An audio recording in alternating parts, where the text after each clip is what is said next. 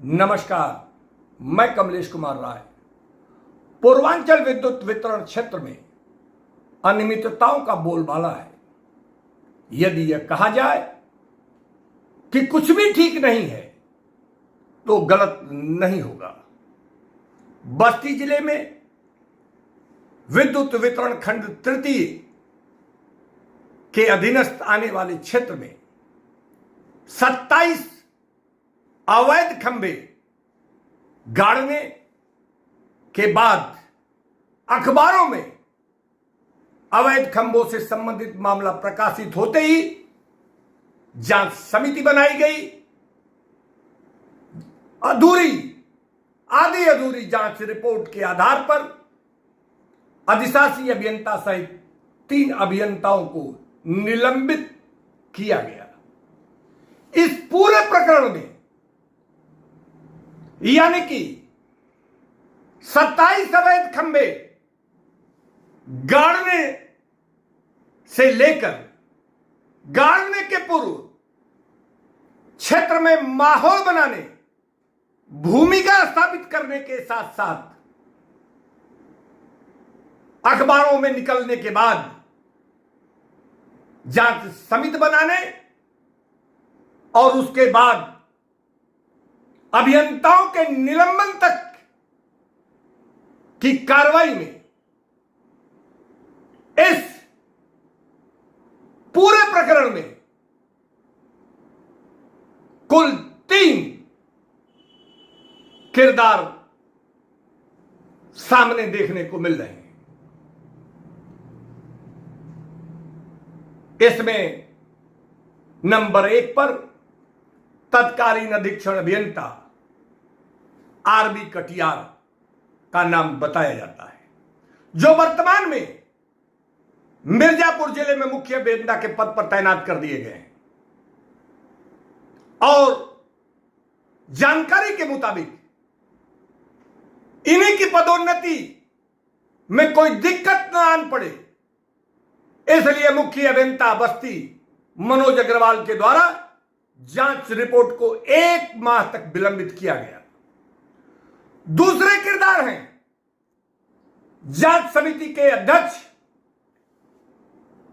अधीक्षण अभियंता सेकेंडरी वर्ष सुशील कुमार आर्य और तीसरे बस्ती जिले के मुख्य अभियंता मनोज अग्रवाल।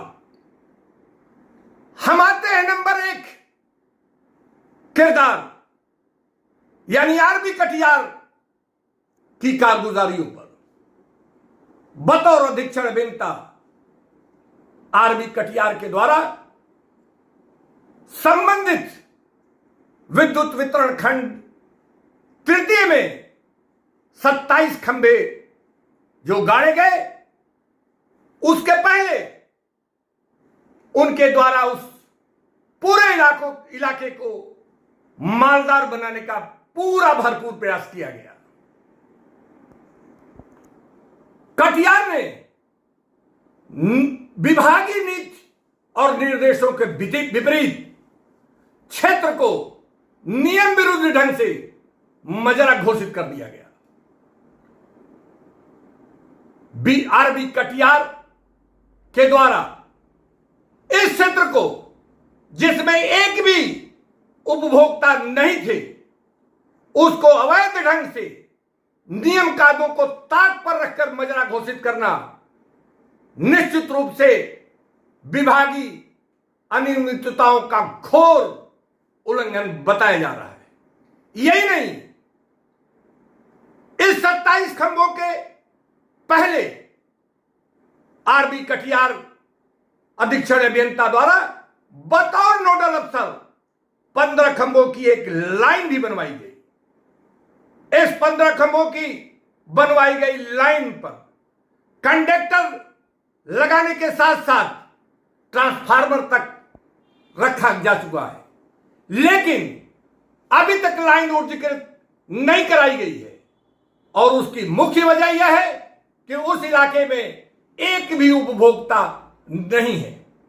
विभागीय नियमों के मुताबिक जिस क्षेत्र में उपभोक्ता न हो उस इलाके में किसी भी स्कीम के तहत, जिसमें खासकर दीनदयाल स्कीम के तहत आरबी कटियार द्वारा इस लाइन को बनवाया गया है, कतई बनवाना गैर वाजिब है।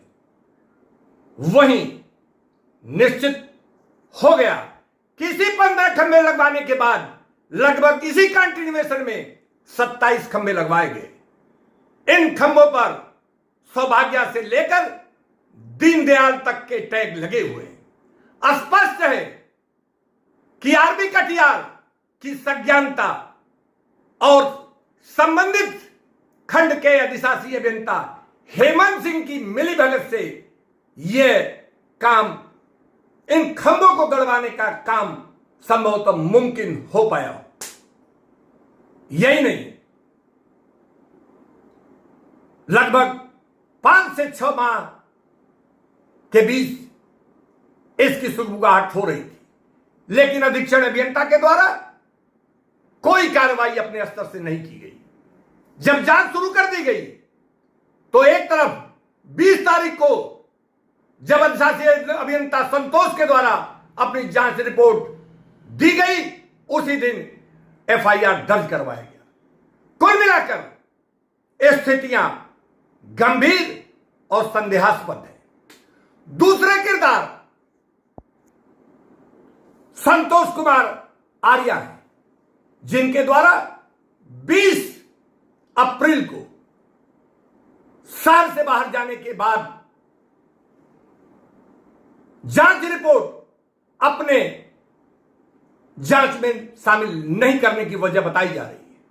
और यही वजह है कि संतोष कुमार आर्या जांच अधिकारी के द्वारा दोपहर में ही जांच रिपोर्ट, आधी अधूरी जांच रिपोर्ट, बिना अधिशासी अभियंता की रिपोर्ट को शामिल किए मुख्य अभियंता को प्रेषित कर दी गई। तीसरे मुख्य किरदार के रूप में मुख्य अभियंता बस्ती मनोज अग्रवाल का नाम बताया जा रहा है। मनोज अग्रवाल को 20 अप्रैल को जांच रिपोर्ट मिल जाने के बावजूद 1 माह तक उनके द्वारा आखिर किन वजहों से इस जांच रिपोर्ट को अपने स्तर पर दबाया रखा गया और 21 मई को यह जांच प्रबंधन को भेजी गई। यही नहीं, मुख्य अभियंता अग्रवाल के द्वारा 7 मई को जो एक पत्र लिखा गया संबंधित जांच अधिकारियों को कि उनके द्वारा अभी तक जांच रिपोर्ट क्यों नहीं दी गई है, 3 दिन के अंदर जांच रिपोर्ट दी जाए, यह भी समझ से परे है।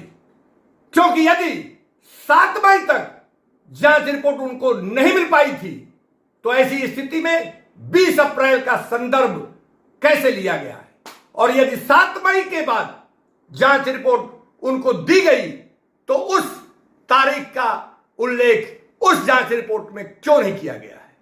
कुल मिलाकर इस पूरे घटनाक्रम में इन तीनों किरदारों की विशेष रूप से संदिग्ध भूमिका मानी जा सकती है।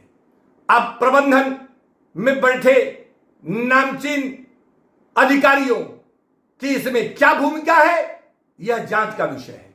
किन वजहों से प्रबंधन में बैठे नामचीन ओहदेदारों ने इसको गंभीरता से संज्ञान में नहीं लिया, जांच रिपोर्ट को गंभीरता से उनके द्वारा नहीं देखा और पढ़ा गया और गलत ढंग से अधिकारियों को निलंबित कर दिया गया, यह सारा मामला उच्च स्तरीय जांच का बनता है।